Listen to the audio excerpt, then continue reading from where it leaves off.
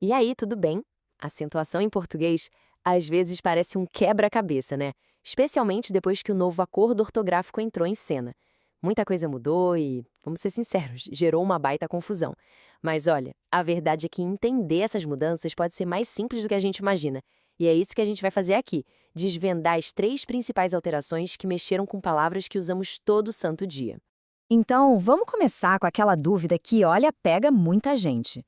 Por que de uma hora para outra palavras super comuns como ideia, jiboia ou voo simplesmente perderam acento? Pois é, essa pergunta é a chave para a gente entender o real impacto do acordo. Vamos descobrir juntos porque a resposta, eu garanto, vai deixar tudo bem mais claro. Certo. Para a gente entender o que mudou de verdade, primeiro a gente precisa dar um passinho para trás. É fundamental sacar a diferença entre duas coisas: o som, a força que a gente coloca na palavra quando fala, e o símbolo, aquele sinalzinho que a gente usa na escrita. Olha só que interessante essa distinção. De um lado, a gente tem o acento tônico. Isso não é um sinal, é a força, sabe? É a sílaba que a gente fala com mais vontade, tipo o si em saci. Do outro lado, tem o acento gráfico, que é o sinal mesmo, o risquinho ou o chapeuzinho que a gente vê em café. E aqui está o pulo do gato. Toda palavra tem uma sílaba tônica, sílaba mais forte, mas nem toda sílaba forte precisa de um acento gráfico. É essa lógica que comanda tudo. E é justamente o lugar onde essa sílaba mais forte aparece que organiza todo o sistema de acentuação. É como se fosse um mapa da palavra. Vamos dar uma olhada em como essa geografia funciona. Imagina que cada palavra é um trenzinho. A sílaba tônica, aquela mais forte, só pode estar em um dos três últimos vagões, nunca antes disso. Se ela está no último vagão, como em café, a gente chama de oxítona. Se está no penúltimo, como em menina, ela é paroxítona. E se está no antepenúltimo, como em médico, é uma proparoxítona. É isso. Esses três nomes, oxítona, paroxítona e proparoxítona, são a base de tudo. Muito bem, com essa base entendida, agora sim a gente chega no coração da história, as três grandes mudanças que o novo acordo trouxe. Mudanças que para alguns simplificaram e para outros complicaram um pouquinho a nossa vida na hora de escrever. A primeira grande mudança foi o fim do acento agudo naqueles ditongos abertos ei e oi. Mas, e aqui tem um grande mas, isso só vale para as palavras paroxítonas. Lembra delas? São aquelas em que a penúltima sílaba é a mais forte. Olha aí os exemplos para a gente não esquecer mais. Ideia. A sílaba forte é o dei, a penúltima. Ou seja, era uma paroxítona. Por isso, adeus acento. Virou ideia. Mesma coisa com jiboia. Mas atenção, repara que palavras oxítonas como herói, onde a força está na última sílaba, não mudaram nada. Continuam com acento bonitinhas. Ok, segunda mudança. Essa aqui é bem visual. Lembra daquele chapeuzinho, o acento circunflexo? Então, ele foi eliminado em palavras que tinham vogais dobradas, como e e o. Uma regra bem direta ao ponto. Os exemplos clássicos estão aí. Vou, com acento, não existe mais. Agora é simplesmente vou, com dois Os.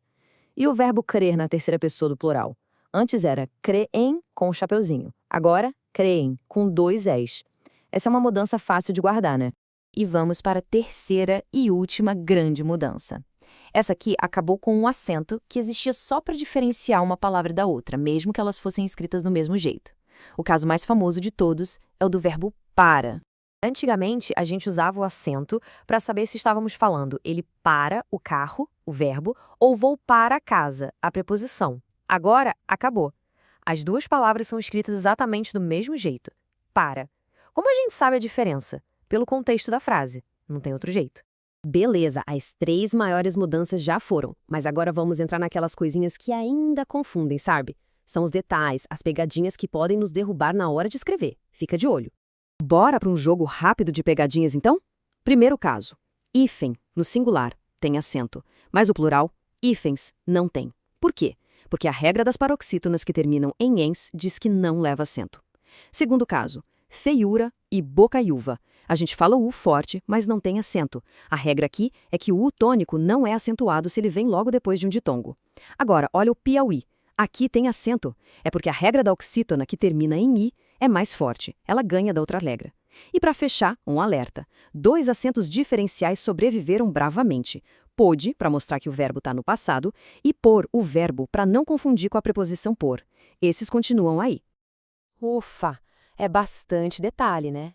Mas para a gente amarrar tudo e garantir que ficou bem claro, vamos fechar com um resumão final, bem estratégico, de todo esse sistema. Então, a chave é pensar nesse mapa mental. A regra de ouro, as proparoxítonas, todas, sem exceção, são acentuadas. É a regra mais fácil. Depois, as oxítonas. A gente acentua as que terminam em A, E, O, EN e ENS. E as paroxítonas? Bom, a regra delas é quase o contrário das oxítonas. Aí tem a regrinha do hiato, para o I e para o U tônicos, e aquele acento diferencial que, como a gente viu, sobreviveu em pouquíssimos casos. Olhando assim, o sistema todo começa a fazer mais sentido, não acha? No fim das contas, algumas regras ficaram mais simples, é verdade. Mas a nossa língua portuguesa continua cheia de detalhes, de coisinhas fascinantes. Fica aí uma reflexão, né? Agora que a gente desvendou a lógica por trás de ideia e voo, que outras palavras ainda fazem a gente dar aquela paradinha e pensar 2 vezes antes de escrever. A jornada para dominar o nosso idioma, ela nunca acaba.